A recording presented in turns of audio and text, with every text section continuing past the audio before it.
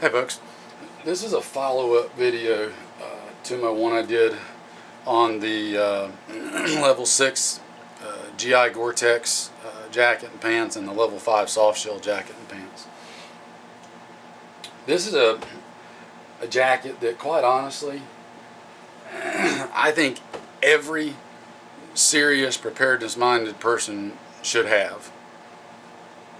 This is one of the most brilliant jackets that I have ever owned, and I'll explain why in a second. What you're looking at here is the British Windproof combat smock. This is the current generation combat smock in the British MTP pattern, which is real similar to US multicam. In fact, the two mix and match really well, in my opinion. This jacket is so versatile and gives you so many options. It boggles my mind why I can't really find a true equivalent of this here in America.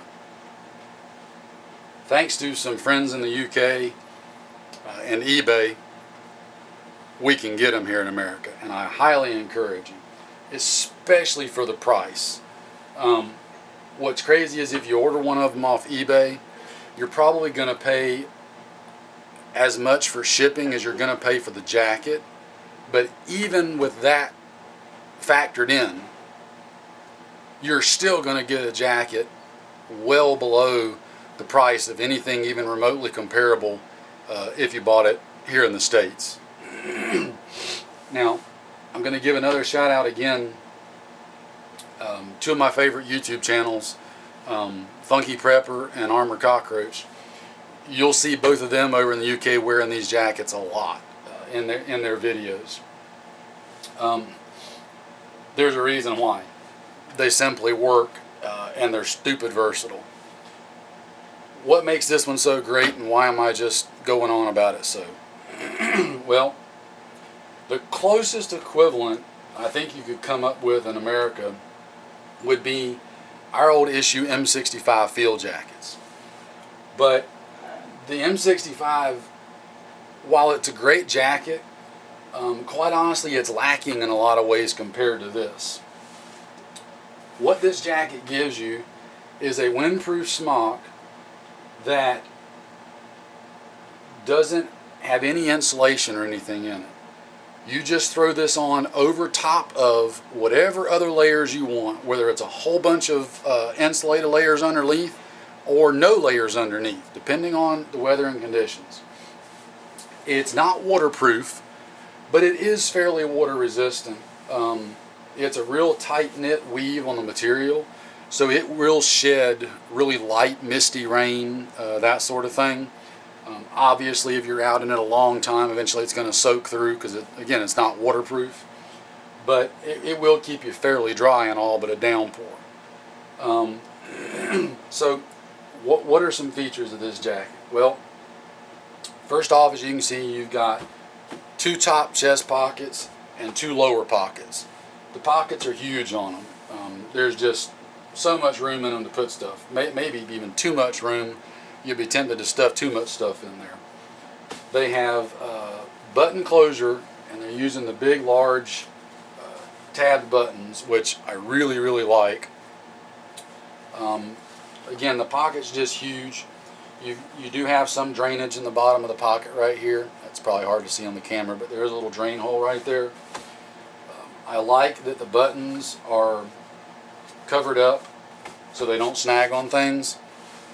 That's not really a big deal. Some people like it that. Some people like the older 95 version of this jacket that has the buttons exposed. I've got one of those. I'll show you in a minute. They both work either way. Same up here. You got your big buttons. You also, on the chest, you've got two zippered pockets, one on each side, that are just cavernous. I mean, it goes all the way over to the arm and all the way down to the waist seam right there. You can put tons of stuff in there.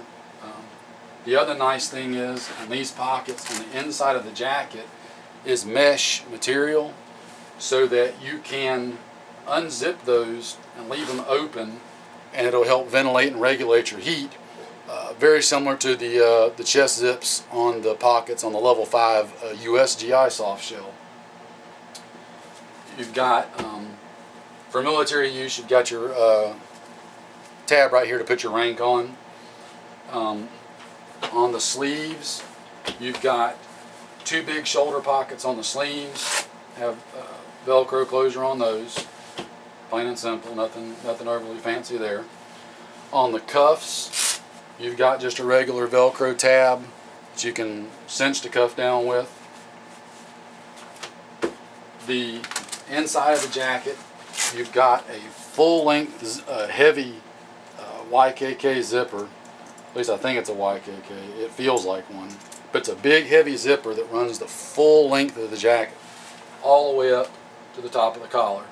And then you've got Velcro tabs that secure it and give you a little bit of wind protection to keep the wind from blowing in through the zipper right there. You also have pit zips on it to ventilate under each armpit, and it's a dual direction zipper there, so you can zip it up, zip it down, either direction. That makes this jacket, again, very versatile if you're wearing it in a little bit warmer climate and you want to ventilate some heat some. Undo the pit zips, undo those 2 chest pocket zips, and you can really ventilate a lot. Inside the jacket, and this is where it starts to shine, it's 1 layer of material. Up top where the pocket area is at is just mesh material, so that's not really adding any kind of heat retention or anything like that. With it just being the 1 layer of material, what that gives you is just an outer layer to shed that really light rain and wind and cover up your warming layers and stuff underneath it. It makes it versatile because you don't have to worry about it being a heavy insulated jacket. You can take your insulation layers on and off underneath it. Now inside, you've got ties that go around the waist, so you can cinch it up around your waist however you want to, through the back and each side. This jacket, differing from the older 95 version, behind the main pockets on the bottom right here, you've got 2 really large fleece hand warmer pockets. Now, these fleece hand warmer pockets, I'm learning from a couple of friends in the UK, are a bit of contention. Some guys love them and some guys hate them.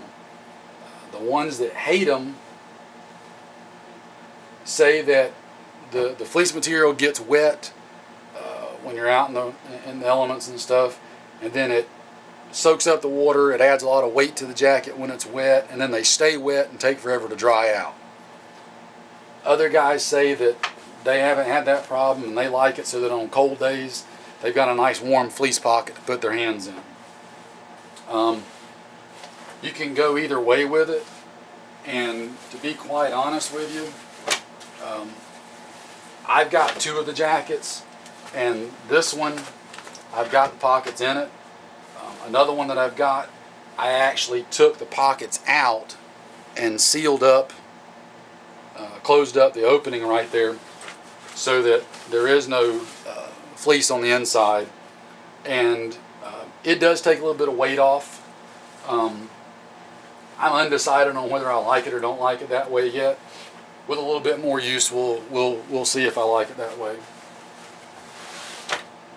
Moving on, you've got a shock cord and toaster lock that goes all the way around the very bottom hem of the jacket. And mind you, these jackets are made to be a little bit long. You can order whatever size you want to wear. I like it to come down below the waist a little bit. That way I can cinch this up down over below my waistline and help keep that wind and stuff from coming out. You've got 2 spare buttons sewn into the front of the jacket right here, just so if you pop a button you can have a couple spares to sew in. In the collar, your collar is actually your hood. It rolls up and secures with a button right here in the back with just a piece of cord. You can undo that and roll it out, and you've got really cool toaster locks. I'm not going to undo the hood. When you put the hood on, and you can cinch it down around your face really good. The toaster locks they use are actually cool because the toaster locks will mate together, and you don't have them just flopping around in the breeze, getting in your way and hung on stuff. And then to undo them, you just push that, and they come apart. Brilliant, brilliant piece of kit, as Funky would say. The one thing I did do on these collars, they come with an extended brim on them and a wire loop that's in there. And that wire loop lets you shape it and form it a little bit. As I understand it, and one of you UK guys can correct me if I'm wrong, but that's originally the hood was made so that it would fit over a helmet, and you can use that wire brim to help shape it and keep it standing out to shed the rain off the front of your face and everything. I don't really plan on wearing it with a helmet, not with the hood up anyway. So what I did, just because I sew for a living, I actually took that extra strip of material off the front of the hood and then re-sewed it so that it's not quite as wide sticking out and doesn't have the wire brim in there. It just trims the hood down and makes it a little bit more compact, and for my uses and purposes I find it works real good. Again, this is the MTP pattern. Now I told you that there's an older 95 version. This is a DPM one that's in the older 95 version. Again, you've got the same chest pockets. The only difference is this is solid material underneath it instead of the mesh material that the newer gens got. But even then, it's only a little piece right up there underneath the pocket. It's still just a single layer of material everywhere else, which is what you want. Again, this isn't meant to be a big insulating jacket, okay? Other than that, all the other features are pretty much the same. You've got the shock cord around the waist, or around the bottom hem, your drawstrings around the waist. It doesn't have the pit zips on it, and it doesn't have the hand warmer pockets, but you do have the big large exterior pockets. But as I said, this one has, the older version has the exposed buttons, whereas the new one, the buttons are covered up. Some guys like that, some don't. Same deal on the hood, it just rolls up into the collar. Took the brim off of that one. So that will be your DPM one for deep woodland use, and the newer Gen 2, I think, MTP version. Again, it's lighter weight than an M65. M65s have got the two layers of material, the external layer, then that internal layer, and then you got the liner is just really bulky on it. This just is a much more versatile and useful jacket to me. You can use this from really, really mild weather all the way up to really, really cold weather just by adjusting your layers underneath it, however you wanted to. So again, look these up on eBay, guys. There's different places you can get them. The one thing that kills us in the States right now is the conversion for the dollar. You can get these from anywhere from about $45 to $70, give or take. You're probably going to pay about $40 for shipping. But realistically, you should be able to get one for about $100, maybe a little over, maybe a little under, depending. Honestly, for $100 give or take, the versatility and usefulness that this jacket has, I just don't really see a good reason why you wouldn't want to own one. It's good stuff. So on that note, if you got any questions, ask them, and I'll try to answer them. Trying to get me in there. Not that you want to see my ugly mug, but here I am. I'll try to answer them if you got any questions. I'll back up real quick and let you see what it looks like when I put it on, just so you got an idea, and I'll tell you about the sizing. Okay, so here's the jacket on me, right? I don't know if you can see it, but there's the bottom. Let me pan this down real quick. There's the bottom of the jacket, and you can see it comes down my waistline's right here. The drawstring on the jacket is just an inch or two above my waistline, but it comes all the way down to about mid-thigh. That's really where you want this smock to come to, is about mid-thigh. Some guys like it to ride up higher, some like it lower. That's all just personal preference. Depends on how you want it to ride. I like it coming down a little lower. The lengthwise, and I'll tell you what size I wear in just a minute. I like it so that it's just a little bit long, about the middle of the top of my hand, almost to my knuckles, right? That way if I'm reaching out for something or up, it still stays right on my wrist. This particular jacket here is a 180-112 size. 180 being the length, 112 being the width through the shoulders. I normally wear, in American sizes, I wear an extra, large long. Large long. Not an extra large, large long. This jacket, shoulder seam, it gives me a little bit of maneuvering room so it's not pulling tight, and I've got a little bit of room underneath it to layer and not be constricted. I can always cinch it down tighter if I need to, but I want it a little bit loose for layering in the winter. And in warmer months, if I'm using it, obviously I wouldn't be using it in the summertime, but spring, early fall, that sort of time when I'm just maybe wearing this with a t-shirt under it, I want it a little bit loose so I don't overheat or anything. Now, as a large, long American, I can wear some extra large American tops, depending on the brand and fit. In these jackets, my other one is a 190-104. The 190 is a little bit longer, and it's actually a little bit longer than what I prefer. And it's a 104, so it's a little bit narrower through the shoulders. For me, I can wear either one. The 112 just gives me a little bit more room through the shoulders. I'm a little bit wide through the shoulders, so I like that extra room. The 104 fits. The 112 gives me just a little bit of wiggle room and fits more comfortable. So I can go either way. The 180 is the right length for me. 170 would be like the standard length. I'm 6'1", barefoot, so use that kind of as a reference. If you're under 6 foot, you probably want to go with the 170 length, and then just determine what you want through the shoulders. The 180 if you're 6 foot or over, the 180 length is real good. If you're just really tall, abnormal giant, the 190 might work better. 190 can work good for an average 6 foot guy if you want it just a little bit extra long through the sleeves and down below the waist. So hope that explains everything. Again, I'm just a huge fan of this jacket.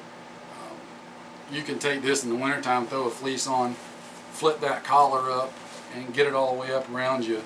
And buddy, you're snug as a bug in a rug with this. It just does such a great job of blocking the wind, light rain, and then still letting you ventilate and not overheat if you're up moving around and whatnot. So again, British Windproof combat smocks. Look at adding that to your setup and to your stuff. Heck, this makes a great everyday jacket as far as I'm concerned. It's functional and versatile and goes good with a pair of jeans. Don't feel out of place at all. So this is the MTP. You can get regular DPM if you prefer that. They've even got solid colors.